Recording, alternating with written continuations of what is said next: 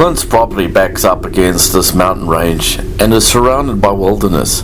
It appears Clint is a little afraid at night. He's an experienced hunter and has had, from what he reports, years of multiple encounters with New Zealand's Bigfoot or Moehau's, one of several names given to them in New Zealand. Clint talks of the dying older generation of his tribe, who were well aware of these forest giants. Sometimes there were closed-door meetings about them in the community. He says many modern Maori have lost knowledge of them, though there have been dozens of witnesses who have contacted me. Only a few are willing to go on camera. This is one of those interviews. The others are in reserve for the documentary I have been working on. I've experienced some of what Clint has described as signposts of interactions from these wild people. My wilderness investigations and recordings are ongoing. But it might be the one that I've seen. Okay. He's followed me here, and he's hanging around here, you know. I'm not too sure, but he's chased the pups under the house one time. Yeah. Then he came in here, Mark, in the shed. I went to bed. There was a candle on the windowsill there. Yep. Left the candle going. It's about 4 o'clock, and it got smashed by a screw. With a screw. Yep. Knocked the glass over and knocked the candle out and broke the glass by the screw. Yep. The dogs all got up and barked at him. Yep. And then he growled and they ran back under the house. So I've heard him growl. Yep. The dogs. Yep. But you still can't rule, if you didn't see it, you can't rule that could have been a wild boar. Yeah. Because they come through here too. So, you know, when you come home at night, you really do need to be a bit careful sometimes because the wildlife is just out the back. Right. Especially moving them around, but I tell you, when when that craft came and fucked with the cow, they were doing gymnastics out in the paddock. It sounded like a league team studying. Yep.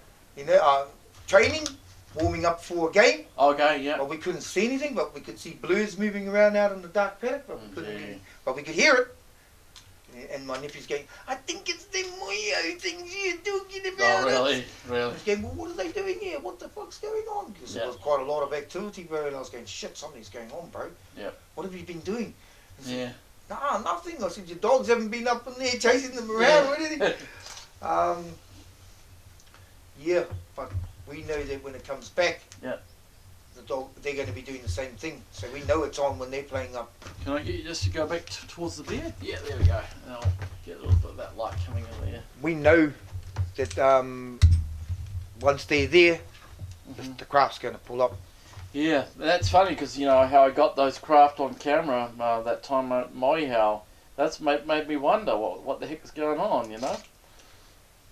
Yeah, strange enough, the Bigfoot and the fucking UFO can be found.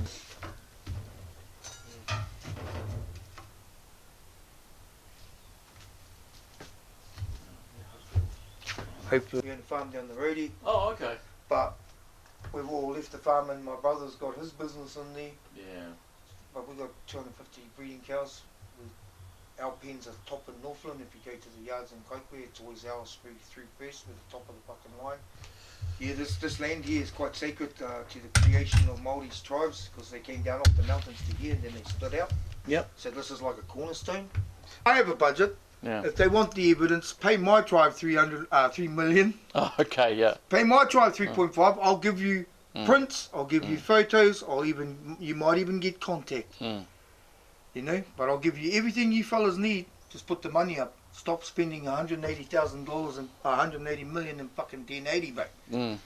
You know, and destroying the ecosystem that way. Yeah. Because those things could walk straight into town, you know. Fucking walk right over that gate, bro. Yep. Is the most exposed there, bro. Oh, really? Wow. And I don't like coming back in fucking middle of the night and getting out and having to find my key and then. Yeah, gotcha. I want to put sensors in there, bro. But I use dogs, to keep my calm. Yeah. If the dogs are playing up and they're running around doing silly shit, then you know something's here. How did you come across Bigfoot here in New Zealand? I spend a lot of time in the environment. I'm an avid hunter, fisherman, so activities within the environment, going into the bush for hunting, fishing, those were the things that led me to come across them. but I was told by elders that they existed in the area. Okay. But I didn't really believe it, being young at the time. But they told me from their father, and one of those people is still alive today too. So very happy that I was actually told by the old people to be careful first before I actually engaged with actually seeing footprints or anything like that. So what was your first encounter with a Bigfoot? What happened? Mm. New Zealand's Bigfoot. Yeah, the first encounter was a little bit scary. I went into a place where I wasn't allowed to go alone. I was told by somebody who said, well, if you go into that place to hunt, make sure you're with someone. But I'd been catching pigs for some 20 years or something, and I got a bit game. I went into an environment, and something approached me, and I thought I was going to be run into another hunter, so I yelled out, "Oh, is that you, Johnny?" I thought it was my neighbour. But nobody spoke back. It came to a halt anyway, whatever it was, and was walking on 2 feet. It walked around me and it started growling. Then I realised that there is something here in the bush, and I've never been back to that same spot again. I remember you mentioned that you had come across a really big one, like was it 13-foot? Yeah, I did have an encounter with one that was, strangely enough, it did not growl at me, and it came out towards me, and it was twice the height of me, which is around, I'm 6 foot something, just under 6'1" or something, and this thing was twice the height of me. So yeah, I was looking at something that could have been 13 feet tall, but difficult to gauge when you ain't seen anybody 13 feet tall. Difficult to gauge when you see something with athletics too, jumping through trees and rolling around on branches doing cartwheels. Yeah, very surprising looking thing when you come across it there, Mark.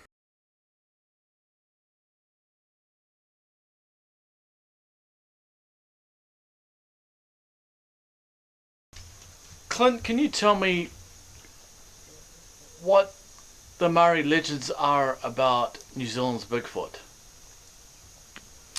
I know that the New Zealand Bigfoot, they've been here for some time. Maori have an acquaintance with them, but we have certain names. There's a few names: Epere, Mairoero, Mairo, Moehau.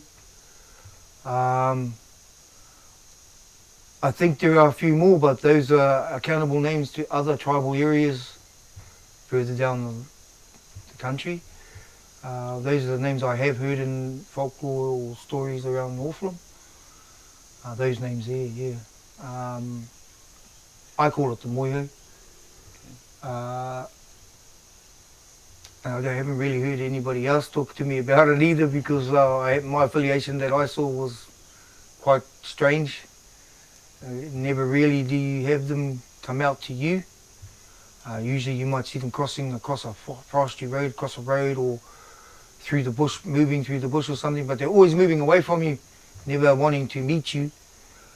It's pretty hard to get an appointment with something like that, or even chase it around. I think they decide whether you should be met or not. For me, it came with an acquaintance of over 20-something years. He had seen me, he had scared me, he had threatened me, but I never, all through those years, I never caught sight of him. And I never knew what it was at the time too. But I was aware of footprints, and I just didn't want to see anything like that. And every time I saw a footprint, I'd just go the other way. Can you describe the footprints? What were they like size-wise? Yeah, the size, yeah, they're quite... The female's footprint is long and thin, and she also has a little bit wider at the toe too, but she is distinctively long and thin foot, and the male is a lot fatter up the front, you know, say, I don't know, could even be right up to 30 centimetres wide at the toes, and fat heels. It's incredible. You would think running around in the scrub in the bush that they would have broken toes and broken nails, but the one I saw was quite clean. It looked like it spends a lot of time grooming. Maybe they do have a lot of time when they're sitting around in the scrub, you know, hidden from mankind. You mentioned about one had left a big handprint on your car. Yeah, I had a situation there where the truck ran out of gas. This is before I had an encounter. But I left the truck there and I went home and came back the next day with some diesel, but it was early hours of the morning. And my partner goes, "Oh, I'll catch you later. Pour your diesel in and I'll see you in town. I'll catch you later." Yeah, my job was to get the net in and do blah, blah, blahs. And anyway, I'm putting the diesel in my truck. And I'm pouring diesel in my truck and then I noticed that something just landed on the ground behind me. There's a bank behind me, quite high. I heard just thump, thump, and I went, "Oh no, something's here." And then it blew air. It was actually breathing out. I was too scared to turn around. I knew it was there. The dirt on the ground had come down to the thump, you know, the dirt was coming down. Then a breath of air went over the top of my hair and I felt my hair moving, the collars on my clothes moving, even the dirt on the ground spread out like that. So I knew whatever was above me was breathing me and sniffing me. I got really scared and I couldn't stand it any more longer. Lucky the door window was down on the truck. I just threw half the petrol tin. And then when I went to jump in the truck, I opened the door and I looked onto the bonnet and I saw a handprint on the bonnet. And the handprint was like over the top of a wheel of a surf, but the fingers were reaching the... Surf, this is a SUV? Yeah, the big SUV Toyota Surf, yeah, which is quite a long truck. It's quite a big truck in a way, and the handprint was reaching the windscreen. So from the wheel to the windscreen, you're talking something that's about that wide as a palm, you know, and fingers something like that. So these are big hands, bigger than two hands, and they got 5 fingers, and the marks, prints, whatnot, they too can be identified by the prints because the prints were so fine lined and they were on the bonnet. I didn't take any photos of it. I wanted to hide the fact of no one else had that, and no one would even believe me either. So I took it home and washed it off straight away. Should have taken the photo. The handprints are very oily, so if you can leave it there forever, if it ever touched your car, you could leave it there forever because it's transferring oil off its hands. But they can be identified through prints, and that's what I noticed. Yeah. And you had mentioned that you knew a lady that had seen one, but she's now passed. What did she tell you about that sighting? I never went back to her, but if it wasn't for those people that have an affiliation to that environment, then probably I wouldn't have been able to sleep at night. You know, there were people that quietly knew of it, wouldn't say anything, but they had their reasons. She cared. I've heard of things in the past that they started making stories like they knew that it was important that people had to stay away from it, and they tried their best at that time. But that's 60. That's not 60. That's like 38 years, 40 years ago was the last time maybe the people even talk about it openly. But then those meetings were inside those walls and stay inside those walls, so it's not even right for me to talk about me being a witness there. But I was a child at the time witnessing a meeting over the Moehau here. Do you think the Moehau, do they need protecting? Yeah, they do. We have to start acknowledging that we live in an environment with other beings, supernatural beings that these could be. It's not an ordinary being. It's something that's come through time. It's something that's really intelligent, but yet so quiet. You know, it does not use fire to cook food. It does not wipe out trees to make houses. It does not make dams to create electricity. So it leaves not much carbon footprint. If anything man could learn is how to live in an environment without wrecking it, they can do that. But that's them and we're mankind. So there's a big difference. We're so far apart, but very like. Do you think something needs to happen at a government level to protect these beings? Yeah, good question, Mark. Like, in this country we have a treaty, and the treaty works for any indigenous culture that lives in this country, and also works for the well-being of all New Zealanders, and also works for Māoridom.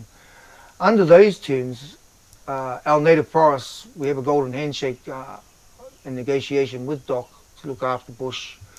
We also have to be involved in that too, and really it's up to us to say to our governmental workers that if you're going to look after this place, this is what's in there. The red frog, the green frog, the yellow frog, whatever species it is, you name it, and they go to work and try to protect it.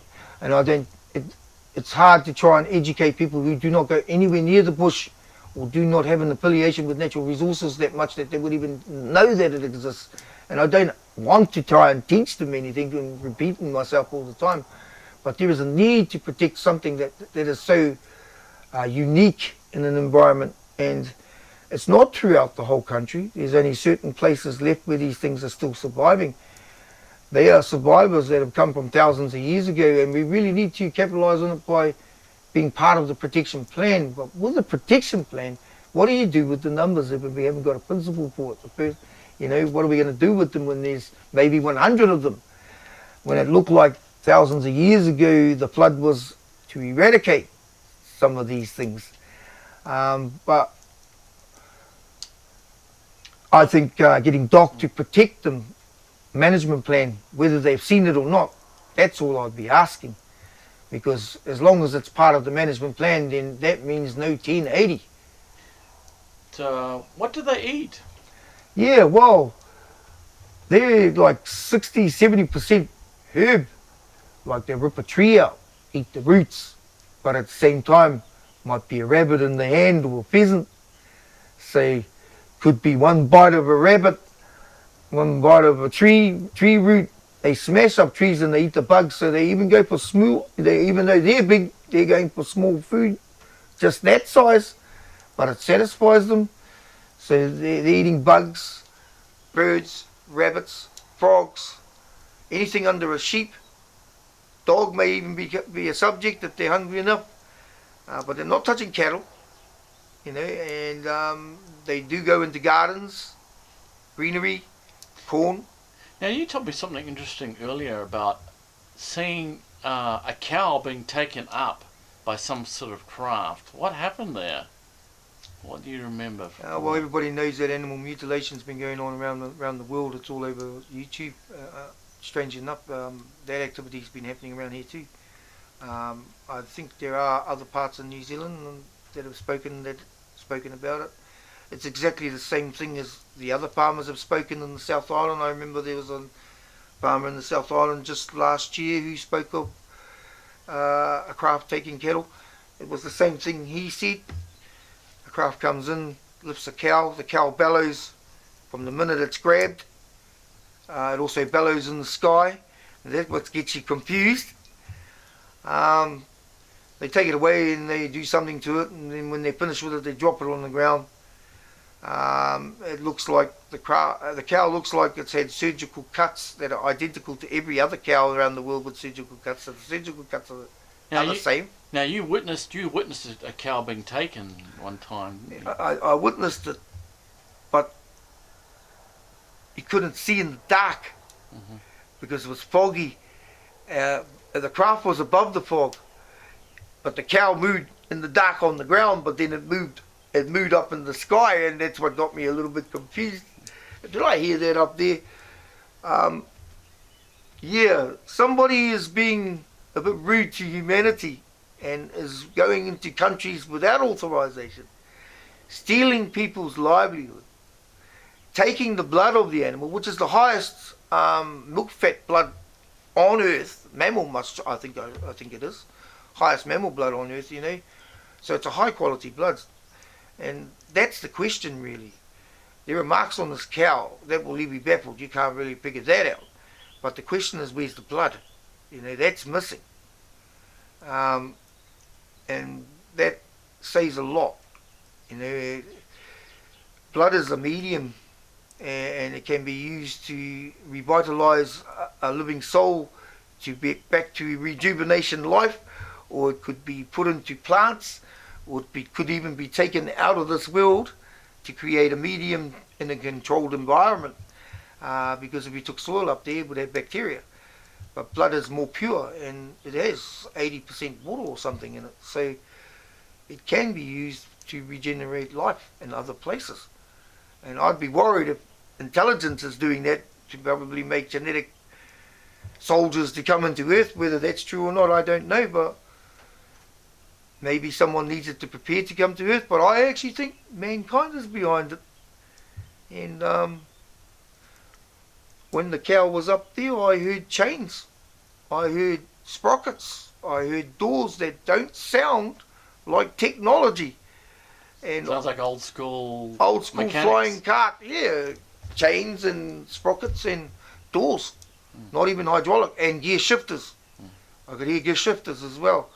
So we got a feeling it's a drone, and somebody's up to no good. How do you know when there's a Bigfoot around? What are some things that might happen? They're normally a quiet thing. We don't even get a lot of yodeling or anything like that. I found out that the yodels are mostly used in the relocation. In some places forestry goes in and food sources are changed, therefore the animals that live in certain areas, or shall I say the mammals that are living in certain areas, have to relocate for food source. So when they go, the male goes ahead, and he can call from 30-40 k's away, and it can be heard by the female. He's always calling from high ground, so the female will lead to the high ground. And when I notice these high grounds that they choose to call from, there are airstreams there. Northland has 4 airstreams, major airstreams, and the fog travels on them just before dark, and they go up these gullies. These are the same gullies these things are using to travel. So if you're not in the fog at 3 o'clock in the morning, it's highly unlikely you're ever going to see anything like this moving through the place. But they're using it and going right across to Kaio. There are farmers out there that have photos of footprints on their farms, and they're wondering where it's coming from. And it's true, they're coming out of here, and they're using this area to cross through. But they also stay too. Why they move, I'm not too sure, but I know that the food source, which is fish, which on the east, shallow rivers. Now some of them took some of your fish in the past, is that right? Yeah, for a while there my fish was going missing out of a net there, you know, and I actually thought someone was stealing my fish. I was getting upset about it. Lucky I didn't go down there and sleep, because I would have seen the most terrible thing I ever would have seen. I probably would have left everything behind. But when I came back here for a while, I tied my boat up with 4 ropes and took the oars, and the boat's on the other side of the river, good 20 metres, you know, deep water, good 20 metre swim to try and get the fish out of it. So it's not your everyday person that's going to swim across there in the middle of the night, especially in tidal water where you can't see the bottom, and there's stories of tanipa and things like that might grab you. So I was finding it hard to figure out who was stealing my fish. Then one day I went there, and where I parked my truck, fish was given to me from the net. So there was an attribute of sharing, which I found that the Moyo had. So the experience taught me a lot, you know, that they are generous, that they do have compassion, that we can communicate with them. It's just if we're strong enough and wish to do so. I think in some cases people see these things and they ask God for the answers. I think that's our judicial respect, that if we live in an environment, then you care for that and what lives in that environment. So when you see something like that, it's called comprehension and understanding. And once you've done your homework and you can understand it, the next thing that comes, funny enough, you turn it around, it's understanding comprehension. And that means contact. You know, so once you see it, you understand it, the next one, if it ever happens again, is contact. So that's why this being is in control of, you don't go after it. It tells you when the appointment will happen. And it will only happen because it's got your trust It knows who you are. In some cases they will reveal themselves, but they will only do certain things. Maybe only come as far as 10 metres, but still stay out of sight. But throw sticks, make noises, even whoops. The whoops are real, but I heard whoops long before I even heard whoops on YouTube. I was glad that YouTube came along because I was able to do the research. And can you mimic what they sound like from what you've heard? Can you remember the calls? I've heard the whooping, which is the whoop whoop. Now the whooping has only happened never out of the ordinary, like a bird chirping. The whooping only happens when you travel close and walk past them. You'll hear the whoop just off to the left or off to the right. And then you look around and, what is that? It's not a bird. You know it's not a bird. But when you hear a noise you don't know, you don't even want to approach in a hurry. But yeah, in my times of 38 years living here, I think I've heard 2 whoops. Not I think, I distinctly have been whooped at 3 times, and it's because I've passed them.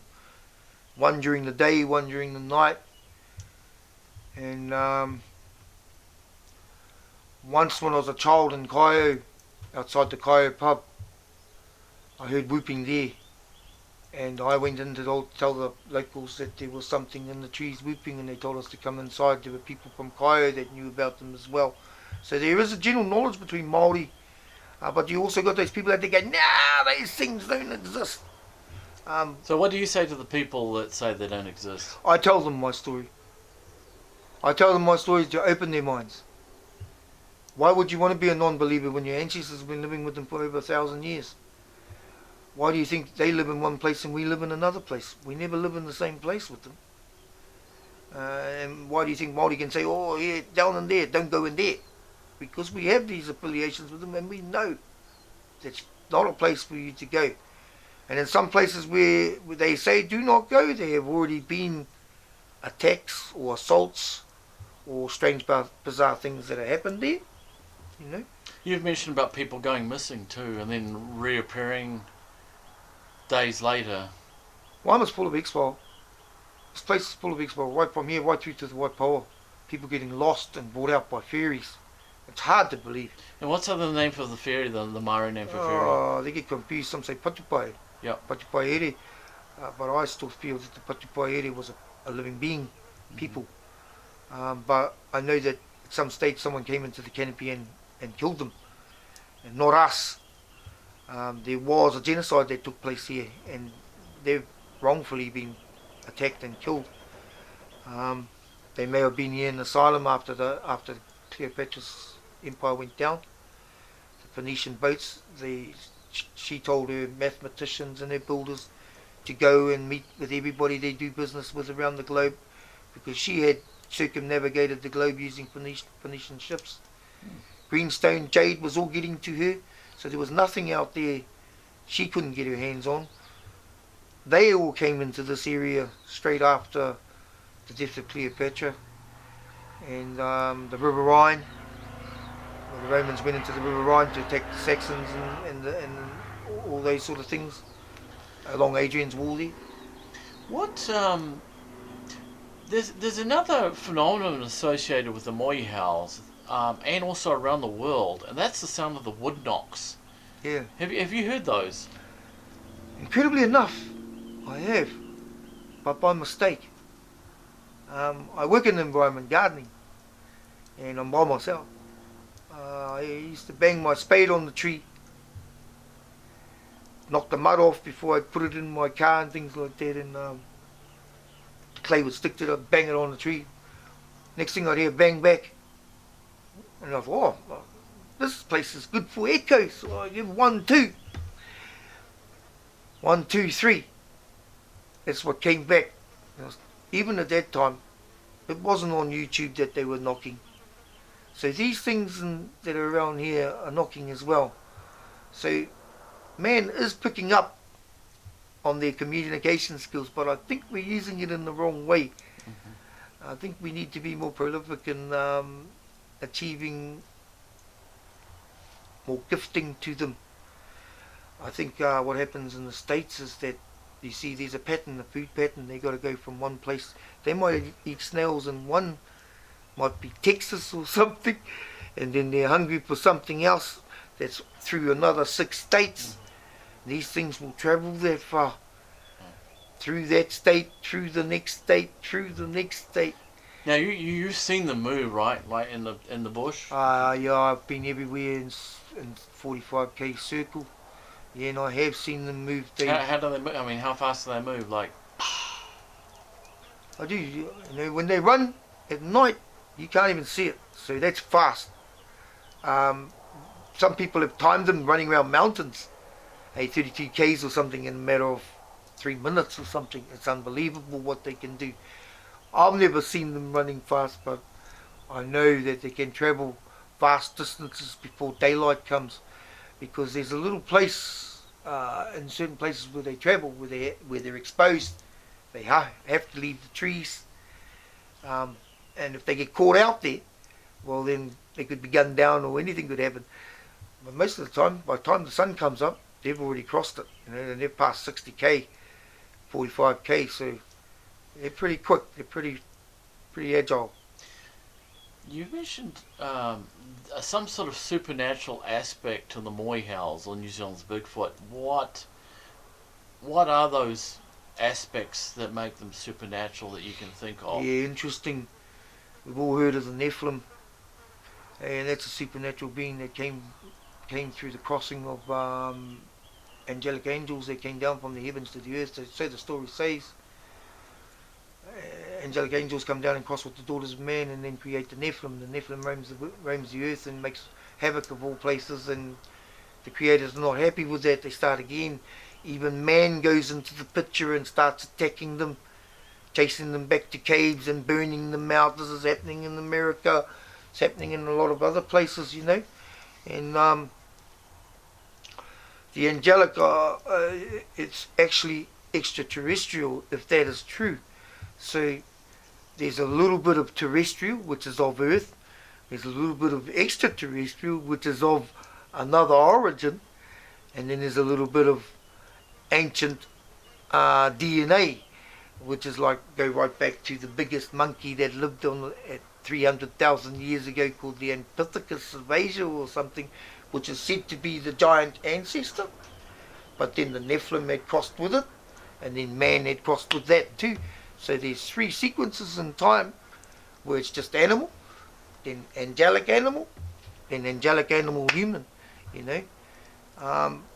You mentioned something really interesting about seeing a Bigfoot going transparent. Yeah, what happened there? There are other people that say that, and I really thought, you know, and I actually, a lot of things hadn't happened when I actually started getting into the YouTube and catching up. And then I'd see these stories like, oh, there's stories in there where people saying they're interacting with UFOs. There's stories in there where they're saying they're disappearing. There's stories with them saying they carry orbs of light in their hands and fly them up in the sky. Well, some of those things just about, I think, happened. And I was enlightened by a few things, you know. And Did you see one go transparent or something like that? I did. Yeah, what happened? I drove past the scrub. I was farming some cattle, some calves. I'm on my tractor, I drive through, and I think I see something standing in the tortoise, so I back up. I actually stop the tractor. I know what I see. I'm quite, you know, I'm a hunter. I'm fixed on natural environment. I know I've seen something, so I stop. It's standing upright. I back the tractor up. It's looking at me, and all I can see is a shadowy looking thing, and then it turned. But when it turned around, it lit up and then just disappeared. But when it was disappearing, I saw feet. Now the feet don't have hair on them. They're clean. So the fur goes translucent, but not the feet. You have to look a bit more carefully if you ever see that happen. The feet are still there. But of course, when he goes translucent, he's planning to leave. And you've seen different footprints out there too in the bush too? Males, Male? females, and I've had an encounter with a juvenile as well. But what we can't rule out is whether the American one is here, whether they're even interbreeding. But we do have, in this place, we do have mountain ranges up to 4,000 feet and low altitude to sea level.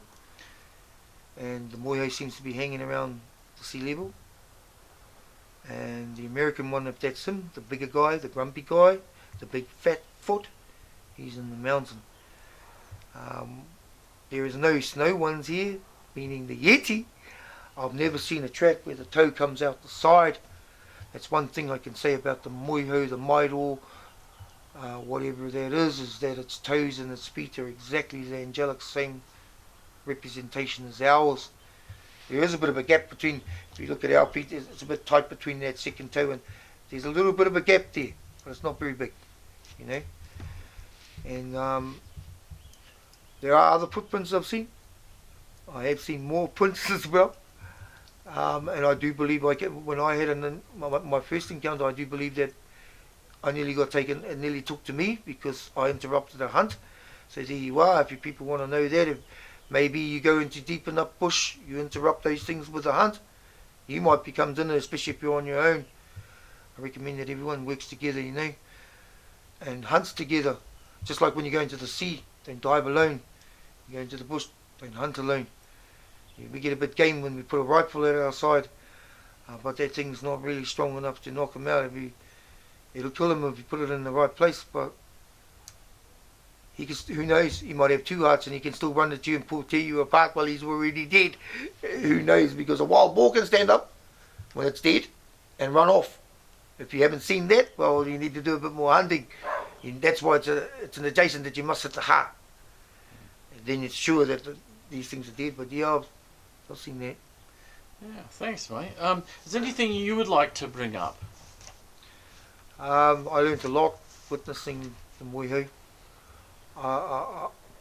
Skepticism is no good. Our children will come back into the environment and they will not know what they're seeing. They will not understand. It's important that we make documentation so that when children of the future bump into these things, they have the answers and they know how to live with them. Our chance to live in a society and live communicating with these things could teach us a lot more about mankind's survival and the origin of mankind. You know, and these things are creating human beings, and why aren't they spoken about in the way they should be? I just want them respected. I want government to start putting management places into place. No more agrochemicals. Hand placings for pest control, because these things are very supernatural, and that is an asset that belongs to us as mankind, and we need, if that dies, we die. You know, and it's a good bio indicator for mankind. If the seaweed dies, the water dies. For mankind, if the Bigfoot die or the Moyo die, mankind dies. You know, and it's about us being more courtesy and leaving environments for species to live in. Oh, that's a tiger. Then you leave them the flats with meat to eat. Oh, that's an elephant. Then you give them the flats with the trees to eat. Same thing with these things. They need to be given their space too. And I believe they're just another human being, but maybe a million years behind. But when you get close to them, they're a million years advanced. Now, what you remember? You mentioned something about like this 13-foot one, Yeah. and seeing its eye. What does the eyes look like? Very interesting. Like the skull is human shape, but at the size of 100 pound. A full-grown male head is the size of 100 pound. It's huge. It's, say there, you know, it won't fit through a car window. So anyone who says that they stuck there, a full-grown male stuck his head in the window, he's lying because it won't even fit. The eyes are sunken back, just like they say. They're quite big. The whites of the eye, they're red. I don't know why. Maybe that's from sleeping during the day and they're more active at night.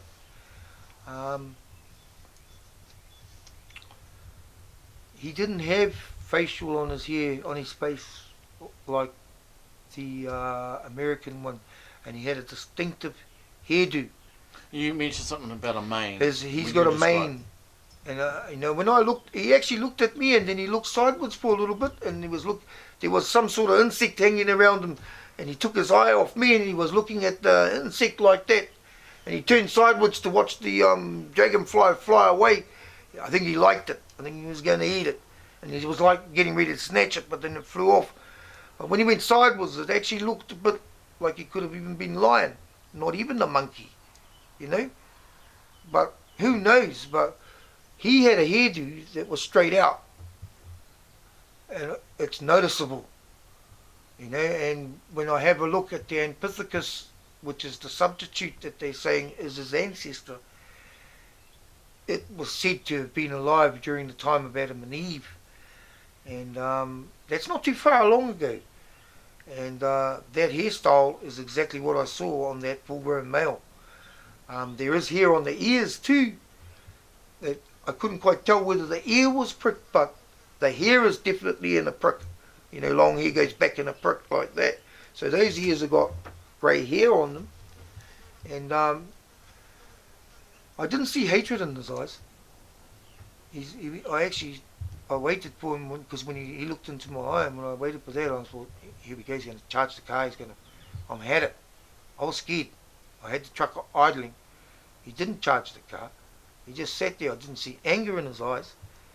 But he was trying to communicate, you know, through signs of the face. He was rocking his head a bit like a monkey does. But one thing that really scared me, Mark, is that he poked his tongue out. And the tongue was around, I don't know, nearly close to a metre long. So my head, the head like that, then the tongue that comes out a metre long. It went off to the side. Funny thing, us Maoris do that too. We poke on and we put the tongue off to the side. Yeah, I wonder if there's any connection. I wonder if there's any connection. And even the shape of the face, the only thing you look on a 10-cent coin, that 10-cent coin, that face on the 10-cent coin, it looks quite like him. The big wah mouth and the big sharp eyes like that. It's quite ironic that those things are there, yeah. Okay, what would you like to say about the doc? In regards to the species? Doc spends a lot of money in looking after species in New Zealand. And if they really want to know that they exist, then put 3.5 million to my marae. And I'll put my hunters out there. We have the best hunters in this neck of the woods. Now, which tribe are you from? This tribe is Te Mahururi. We're one of the biggest tribes in amongst the Ngāpui. We are a sub-tribe of Ngāpui. And this is our maunga out the back here, Whakatere Manawa Kaiaia. We own that bush, Waima State Forest. We're also responsible for protection to species, and that's all I want to see happen, is that DOC maintains the bush with management that will not destroy these beings that are living in there. 1080 is not a go. Otherwise you're going to end up in the States where they've used poisons and food sources that are less, people are missing, campers are being attacked, all sorts of terrible things are going on, yet that shit is not happening here. Oh, sorry about my language, but that's alright, I can. That stuff is not happening here in New Zealand. You know, they're not kidnapping, but we're not sleeping in their environment, Mark. We're going home. That's the difference. We can go out into the environment and we're camping, but we're just down the road. Now they sometimes throw things, don't they, to get people's attention? Or yeah, you've had that happen, haven't you? They're clever. If they think you're on, if they think you know they're there, and you might pull a firearm on them or something, they'll do things like leave things on the track to make you think that another human is around, bro. Like they pick up lighters, zigzags, half a packet of Winfield. They pick these things up and carry them around. I don't know why they do that, but they end up leaving them on the track when you come out or something where you've already been that wasn't there when you came in. And when you stop to get those things, you know, they throw stones at you. This is where they get the acquaintance, eh? You're getting all this strange shit happening in the bush, but it's actually an acquaintance. And what he's testing is your courage, your understanding, and he's watching the flight when you leave too, because he knows a lot of us get on the move and just go. Yeah, but I've been shot by a stone, I've had pine cones thrown at me, I've had branches thrown at me, I've been in a building where they were throwing things at the house, and I wanted to go outside, and then if it wasn't for a friend that I had with me that time, he said to me, there are things unknown to science, so just leave it, he won't come in here. And that's one thing that I'm sure of, is that those things do not enter houses. Very rare to see them do that, and if that's what's happening, something's wrong. But they are very vengeance. You shoot one of them, and another one sees. You found on your own. I tell you, they'll give it back to you. So it's just like anyone else who treats people wrong. Humans treat people wrong, then they want to lock them up. Humans treat other people wrong, then people want to punish them. So these things do the same thing. If mankind is tootling around with them, they'll punish. But they'll leave no evidence to make it look like whatever happened. Yeah. Would that be called like a tapu kind of area? There are tapu areas. Everywhere these things, we've already been told, in there, tapu. Over there, tapu. Strange enough, one of my first whoops came from the tapu. When I ran out of gas and I'm walking past, there's a river between me, a paddock, a river, then the bush. And it's 3 o'clock in the morning, and I'm in the middle of nowhere, walking the road, and then I hear this thing whoop in the trees. You know, and it's in the tapu, bro. Straight away, you know, wow, what the hell was that noise? So I started, you know, from a walk to a double dutch, Mark? Start moving, Because if you hear this thing hit the water and start chasing you, I'm off. I've got probably only 100 meters start, but he's pretty quick, he'd catch me, but there was a house not too far away. So I sort of ran to the outside light area, you know, and then I felt better from there. But then I had another straight to go, but yeah, there has been people missing in our bushes, and that was long ago. Ever since then, the hunter has always been accommodated by a friend, and I tell that to the hunters too. Never go into certain places alone. Never camp in those places. And I think that's the only way, otherwise people come back, they set up camp, and then all of a sudden through the night, some catastrophe happens, you know. Something comes through and terrorizes the whole family, and it becomes a mystery, or was an attempted rape or an attempted murder, and everybody goes under the hammer, and the cops are here running around. So it's important to talk about it. It's important now because for 100 years we've kept it quiet. But that word is not passing on, and those people are leaving, and it's all up to the last people who have had accounts, and I'm one of those.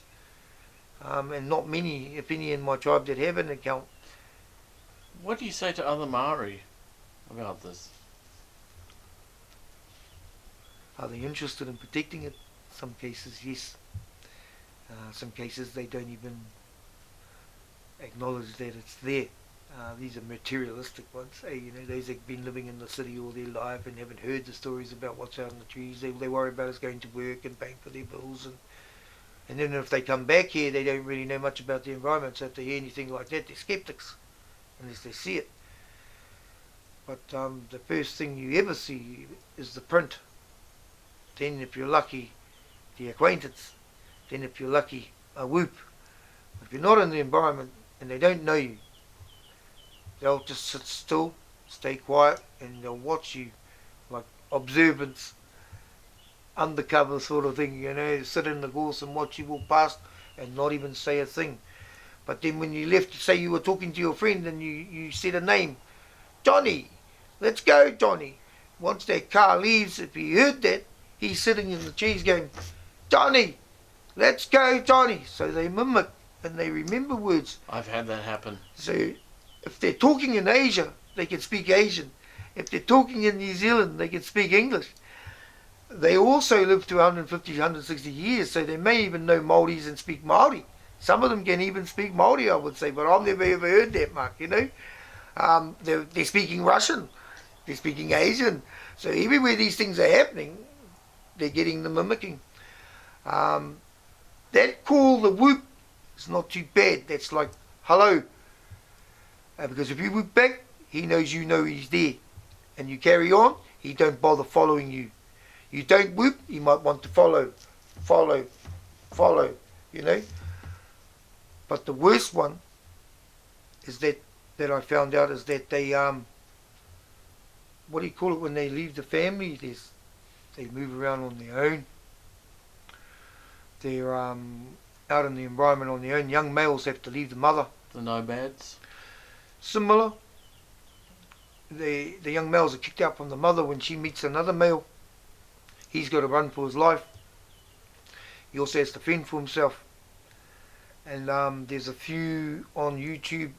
Scary Campers it's called, Scary Campers. Scary Campers Noise or something, Scared Campers Noise, Scary Noise, Scared Campers Noise, something like that. Anyway, you have a look, just go Scary Campers Noise. You'll find that these campers, they're recording one, and it's howling, and they're saying,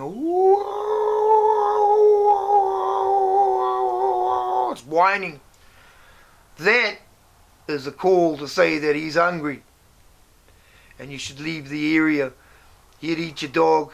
What he's saying to others is that he knows there's food in the area and he's going to take it. So a young male may be, when starving, a problem, but there's enough food out there, you know. So we're never out there long enough to become part of the food chain or to find out. A lot of us hit the gap and gone, or fire off a few shots, you know, which holds it all back.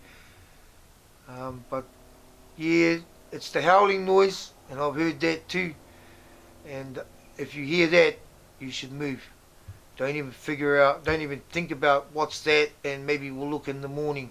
Start packing your gear and move on, because that's one that's hungry and hasn't had a feed for a while.